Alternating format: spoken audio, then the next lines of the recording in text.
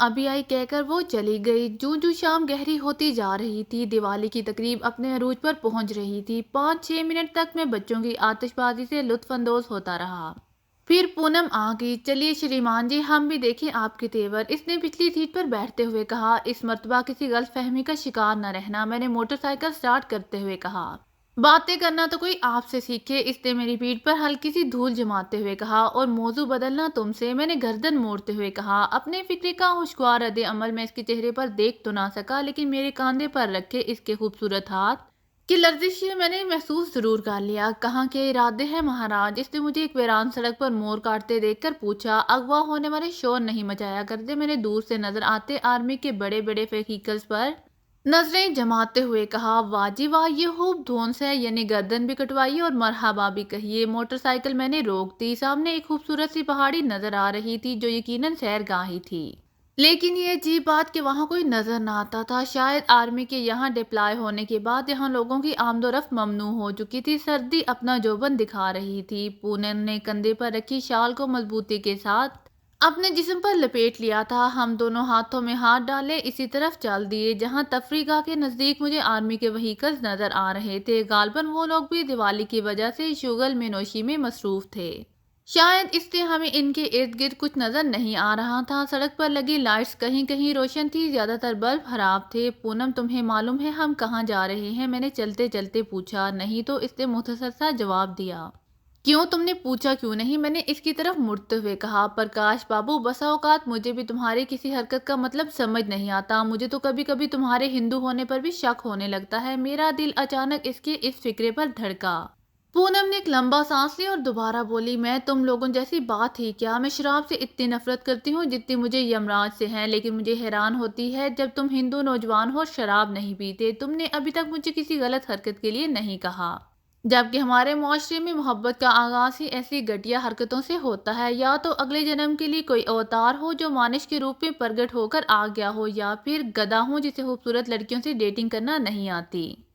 میں نے اس کا ہاتھ دباتے ہوئے اس کا فکرہ اچک لیا۔ بہرحال پرکاش بابو، جب کوئی ناری کسی سے پیار کرتی ہے تو اسے اپنا شریر ہی نہیں اپنی آتما بھی سونپ دیتی ہے۔ مجھے نہ جانے پچھلے کتنے جنموں سے تمہاری تلاش تھی۔ میرا آئیڈیل ایسا ہی تھا، الجھا الجھا، سب سے الگ تھلگ۔ جس روز پہلی بار میں نے تمہاری دستک پر دروازہ کھولا تھا تو تم ہمارے گھروں میں ہی نہیں بلکہ کھلے کباڑوں کے راستے میرے دل میں آن بسے تھے۔ میری تلاش مکمل ہوگی۔ میرا وجرم ہے پرکاش بابو کہ تم کبھی میرا وشواس گھات نہیں کرو گے۔ پونم کا لہجہ بڑا پر اعتماد تھا۔ میں نے اس کی باتوں کا جواب نہ دیا۔ وہ واقعی عجیب و غریب قسم کی لڑکی تھی۔ ہم دونوں اب ان وہیکلز کے قریب سے گزر رہے تھے۔ سڑک کے کنارے آرمی نے پڑاؤ ڈال رکھا تھا۔ یہ سڑک ایک قصبے کو جاتی تھی لیکن آمد و رفت نہ ہونے کے برابر تھی۔ ہم دونوں سڑک کے کنارے لگے خوبصورت باغ میں ایک پتھر کے بینچ پر بیٹھ گئے۔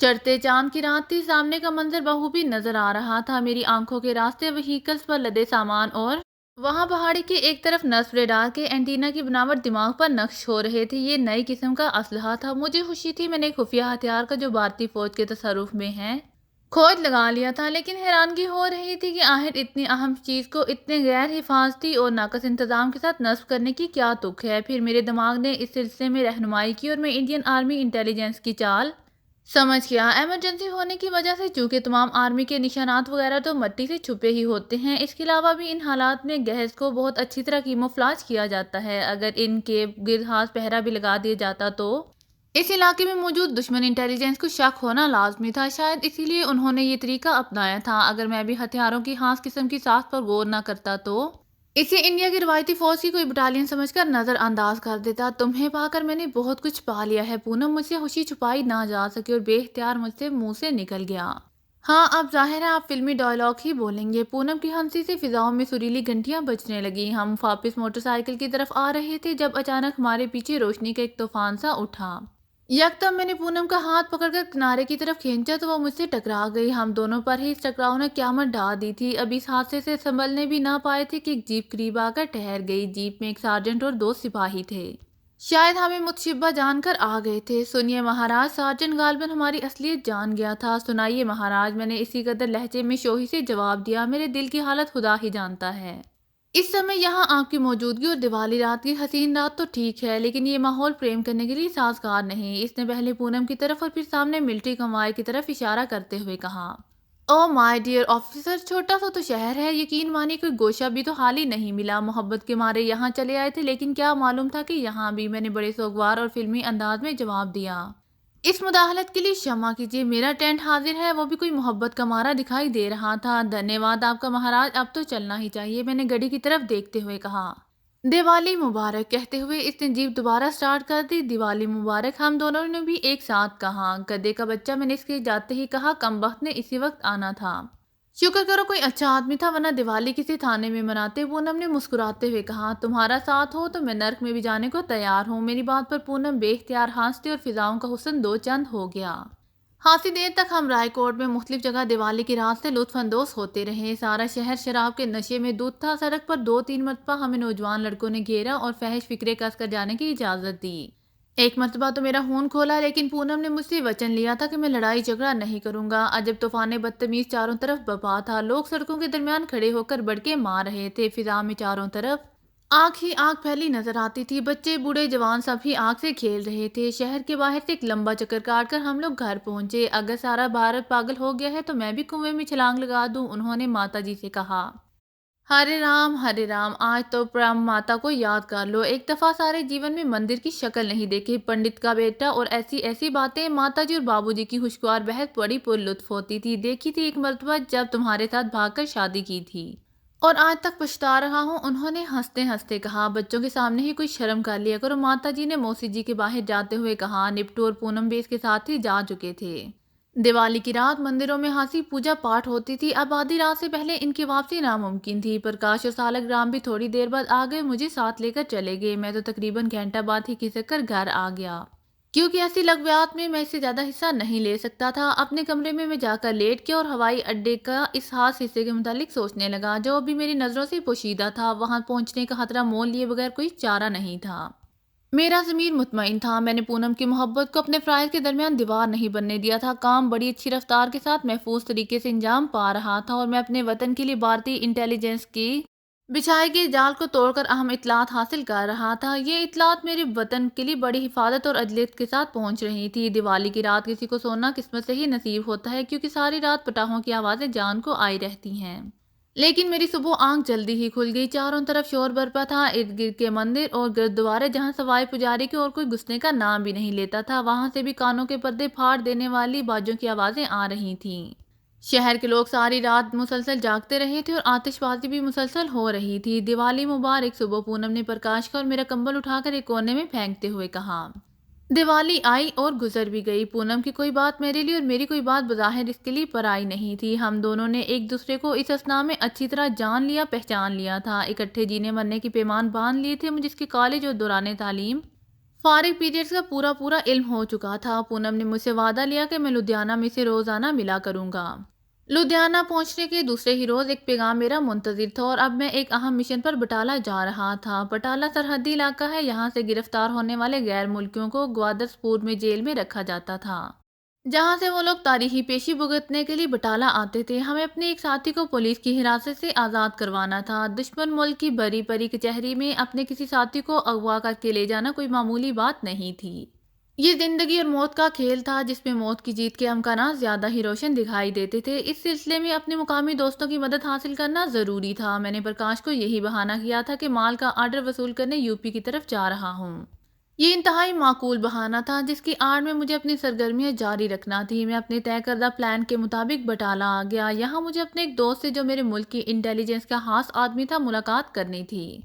کسی بھی جاسوس کے لیے دوسرے ساتھی جاسوس سے ملاقات بڑا جان جوکھوں کا کام ہے، کیونکہ وہ شخص حال ہی میں سرحد پار کر کے آیا ہوتا ہے، اور اسے اس بات کا امکان ہر وقت موجود رہتا ہے کہ وہ کہیں دشمن انٹیلی جنس کے ہتھے نہ چڑھ گیا ہو۔ اگر دشمن کسی ایسے شخص کو قابو کر لے جو ان کے ملک میں سکونت پذیر اپنے ساتھی کا کوئی پیغام وصول کرنے جا رہا ہے، تو وہ ان کے لیے خصوصی تحفہ ہوتا ہے، کیونکہ اس شخص کے ذریعے وہ پہلے سے ان کی سوسائٹی کے کافی اندر تک گھس کر محفوظ ہو جانے والے جاسوس تک جا پہنچتے ہیں۔ اول تو انٹیلی جنس کا تفتیش کا طریقہ ہی اتنا اذیت ناک ہوتا ہے کہ کسی نہ کسی مرحلے پر گرفتار شدہ شخص ان کے آگے ہتھیار ڈال دیتا ہے اور اپنے ساتھی کا پتہ بتا دیتا ہے۔ اس کے علاوہ سب سے بڑا خطرہ ڈبل ایجنٹوں کا بھی ہوتا ہے، جو دنیا کی قریباً ہر انٹیلی جنس میں پائے جاتے ہیں۔ اور تھوڑے سے انعام کے لالچ میں اپنے ساتھی کو گرفتار کروا دیتے ہیں۔ میں بجائے اس جگہ جانے کے جہاں مجھے اپنے ساتھی سے ملنا تھا، بٹالہ کے لاری اڈا پر چلا آیا۔ ہم دونوں ایک دوسرے کے لیے اجنبی تھے، صرف اس سے خاص نشانیوں میں سے میں نے اسے پہچان کر اس سے پیغام وصول کرنا اور مل کر منصوبہ بندی کرنی تھی۔ قریباً 1 گھنٹے کے جان لیوا انتظار کے بعد مجھے بالآخر وہ ایک سرحدی علاقے کی طرف سے آنے والی بس میں اترتا نظر آیا۔ کافی محتاط آدمی تھا، خاصا چوکنا نظر آ رہا تھا۔ بس سے اتر کر اس نے بجائے ادھر ادھر اجنبیوں کی طرح دیکھنے کے چپ چاپ اپنی راہ لی۔ بس کے ارد گرد فوراً 2-3 سیکیورٹی والے اکٹھے ہو گئے تھے، لیکن کیا مجال جو اس پر کسی کو ذرا برابر بھی شک گزرا ہو۔ نووار درمیانی عمر اور مضبوط جسم کا مالک ایک بوٹے سے قد کا آدمی تھا۔ میں نے بس سے اترتے ہی اس کا تعاقب شروع کر دیا، لیکن لاکھ چالاک ہوشیار میرے ہی ملک کا تربیت یافتہ ہونے کے باوجود اسے اس بات کا اندازہ نہیں ہو سکتا تھا۔ قریباً 10-15 منٹ تک اسی چکر میں رہا کہ مبادہ کو اس پر نظر رکھے ہوئے تو نہیں، یا پھر انڈین انٹیلیجنس والے سے میرے لیے بطور چارے استعمال تو نہیں کر رہے۔ ابھی ہماری ملاقات کے وقت میں 10-15 منٹ باقی تھے۔ نووار لاری اڈے پر بنے ایک چائے کے سٹال میں جا گھسا۔ اس کی واپسی عین وقت پر ہوئی۔ جیسے ہی وہ سٹال سے باہر نکلا، میں طے شدہ منصوبے کے مطابق اس سے ٹکرا گیا۔ क्षमा کرنا مہاراج جی، بٹالہ آ کر عقل ٹھکانے نہیں رہتی دلی والوں کی۔ میں نے معذرت کرتے ہوئے اپنا محسوس کوڈ دہرایا۔ دلی کی کیا بات ہے جناب؟ اچھا، کیا آپ دلی سے آئے ہیں؟ اس نے بھی میرے ساتھ چلتے چلتے کہا۔ سگریٹ ہوگا آپ کے پاس؟ میں نے کہا۔ ماچس نہیں ہے، وہ بولا۔ آئیے اور چائے پی لیں، میں نے کہا۔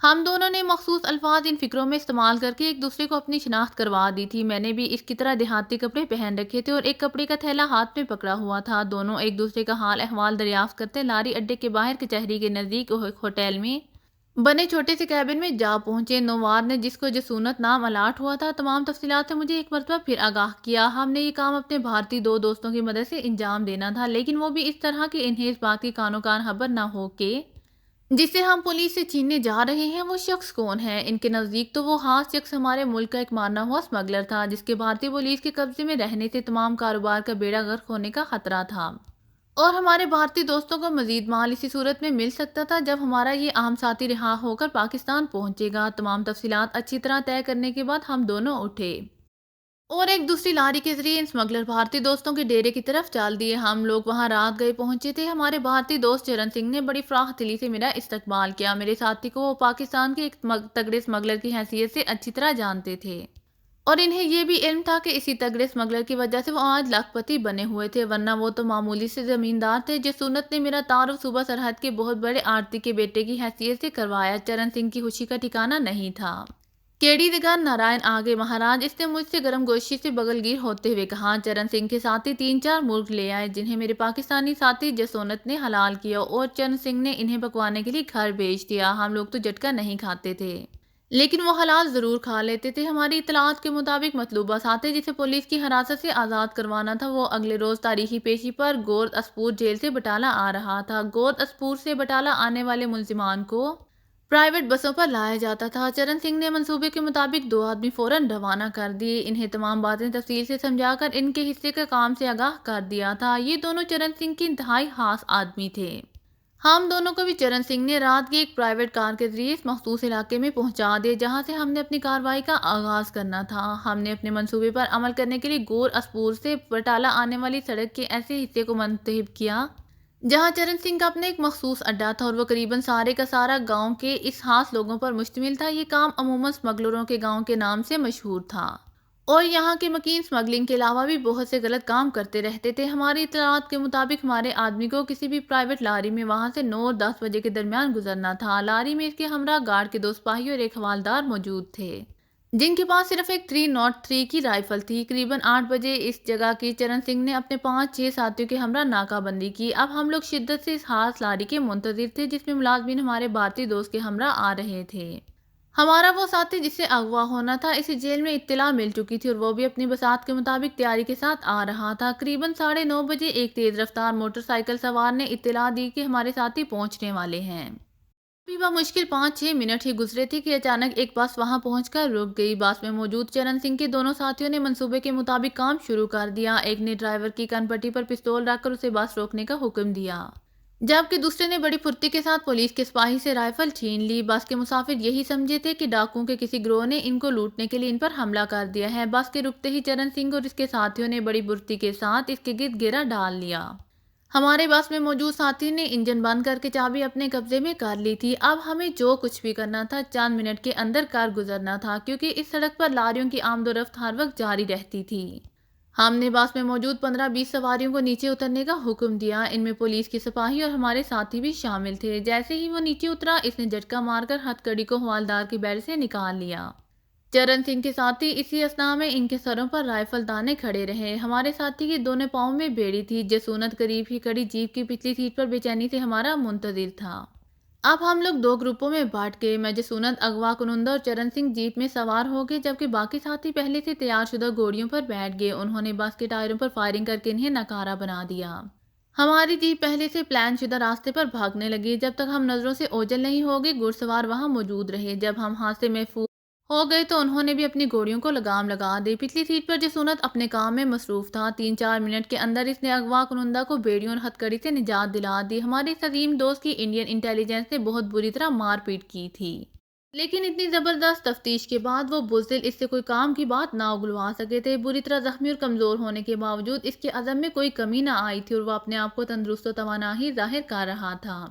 جسونت تالے توڑنے اور انتہائی محدود حالات میں بھی سرحد عبور کرنے میں ماہر تھا۔ اسے شاید اسی لیے یہ اہم فریضہ سونپا گیا۔ ہم نے اپنے دوست کو پہننے کے لیے فوراً نئے کپڑے نکال کر دیے۔ اب اس مہم کا کمانڈر میں تھا۔